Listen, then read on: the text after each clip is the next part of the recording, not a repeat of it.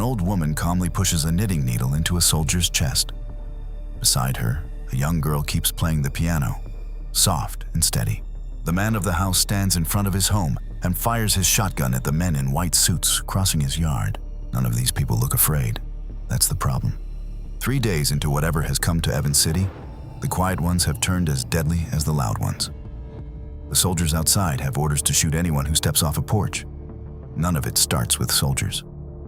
3 days earlier, in a farmhouse kitchen at the edge of town, a dairy farmer named Mitchell is smashing up the furniture with a crowbar. His eyes are empty, and he's killed his wife. He sets the house alight, runs out into the yard while leaving his 2 small children trapped inside. The volunteer fire crew gets the call. One of them is David, the high school coach, a man who came back from Vietnam and now teaches gym and rides the fire truck on weekends. The alarm pulls him out of bed and away from his fiancée, Judy. Judy's a nurse, and she's pregnant. She works for the town doctor, Brooke Meyer, and he calls her in to look after the Mitchell children, who saw everything. When she reaches the office, a stranger in a gas mask is already there, giving orders and handling the kids like cargo. Out at the Mitchell farm, the firemen find something stranger than a burning house. A full platoon of soldiers is already rolling in, quiet and organized, as if they've been waiting for this exact call. Back at the office, the officer in charge, Major Ryder, tells his men to suit up, protective clothing first, then gas masks. Then he says the word that turns a bad night into something else. Quarantine. The town is sealed. Brookmeyer pulls Judy aside because she's carrying a child and he's afraid for it. And he tells her the truth as far as he knows it. A virus has hit Evans City, fast and contagious. He gives her a shot to protect her and hands her a second dose for David.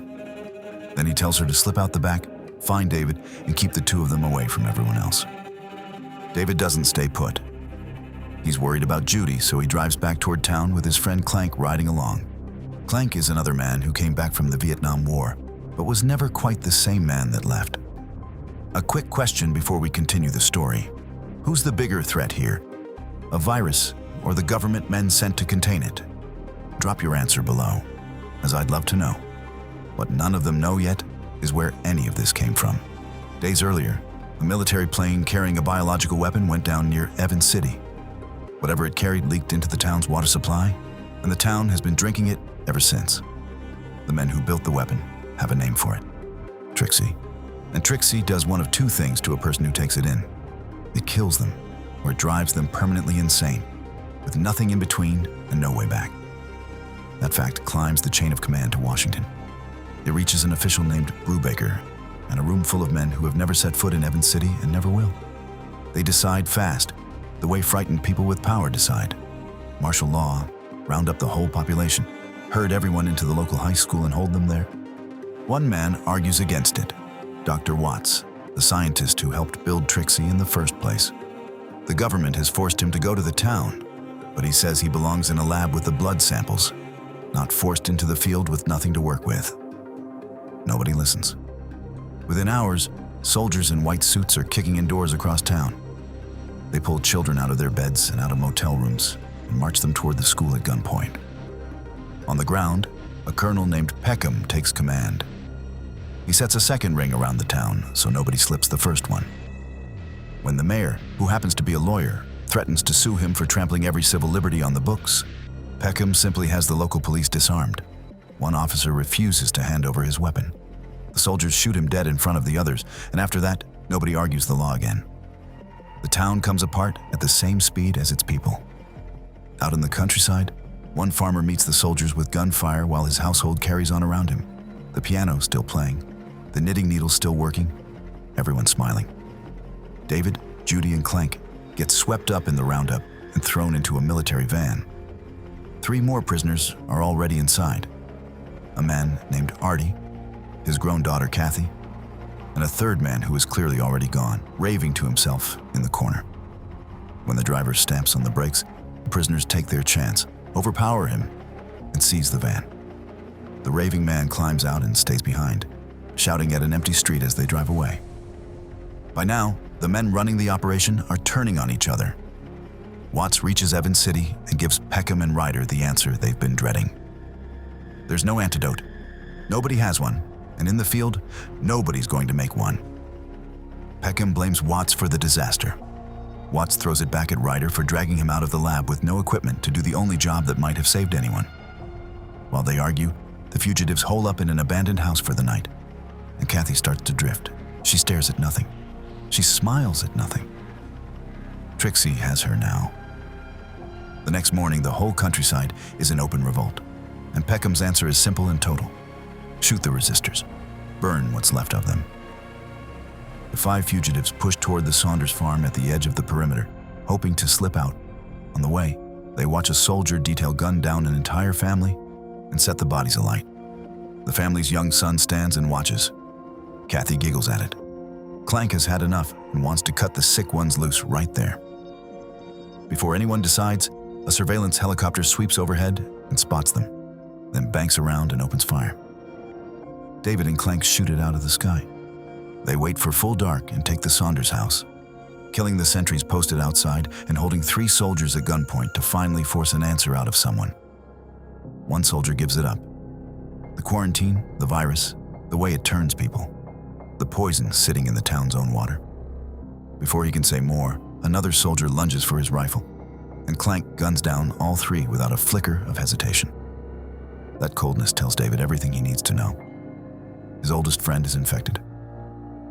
David and Judy go upstairs and try to figure out why he hasn't been infected. The 2 of them wait out the night while the house goes quiet around them. Dawn is worse than the night. Artie has caught it too, and in his madness, he mistakes his own daughter for his dead wife and forces himself on her. Clank hauls him off her. A short while later, Judy finds Artie's body hanging from a rafter above the cellar stairs. He's hanged himself. Kathy wanders out of the house toward a few loose sheep in the field. Soldiers spot her and order her to freeze. She keeps walking toward them, still smiling, so they cut her down where she stands. David, Judy, and Clank run for the tree line.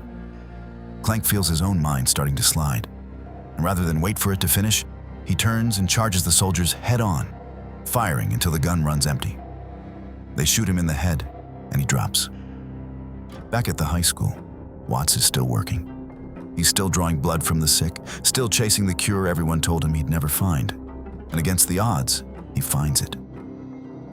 He rushes to bring it to Peckham and skips the chain of command in his hurry. The soldiers at the door take one look at a wild-eyed man with no escort and mistake him for one of the Crazies. They shove him into the packed, screaming crowd of the infected. The crush carries him down a staircase. He loses his grip on the vials, and the only cure anyone has managed to make shatters on the steps. Watts goes down under the crowd and dies there, on the floor, with the answers spilled all around him. Judy starts to slip now too. David hides her behind a wall of concrete blocks and climbs up into a watchtower to wait for nightfall. Soldiers arrive at the base of it, and one of them comes up to search the tower. David knocks him cold, strips off his white suit and gas mask, and puts them on. When a second soldier finds Judy in her hiding place, David drops him too and pulls her out of the bricks. Then a group of townspeople stumbles into the yard, sees a figure in a soldier's suit standing over a woman, and opens fire. Their shots hit Judy. David fires back on pure reflex and kills every one of them, except a single boy, who recognizes him and calls out one word: Coach. The boy isn't sick. David turns to Judy and holds her while she dies in his arms. And the last thing she tells him is that she can feel the baby kicking. Later, Peckham reports the final numbers to Brubaker. Out of 3,613 people in Evans City, more than 1,500 are dead. Around 2,100 are insane and penned inside the high school. The situation, Peckham says, is under control. Brubaker has other news for him. Trixie has already surfaced in Louisville, Kentucky, and Peckham is being sent there next to do the whole thing over again. Peckham submits to a round of medical tests. He comes back clean. Then comes the last turn. As Peckham heads out, he passes a man the soldiers have just hauled in, a man they can't be bothered to test. It's David. David is immune. His blood is the antidote the entire town died looking for, and he knows exactly what he's carrying. He says nothing at all. The grief and the disgust have burned everything else out of him, and he lets the soldiers walk him right past the one man who needed to hear it. The film ends on Colonel Peckham climbing into a helicopter bound for Louisville, carrying the same machine that just erased one town straight onto the next. The ending turns the whole film into one bitter argument. The virus is never the real disaster.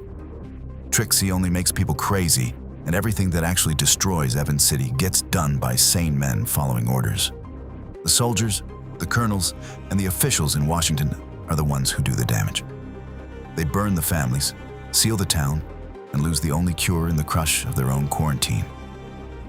David's silence at the end is the film's closing statement. He is the antidote.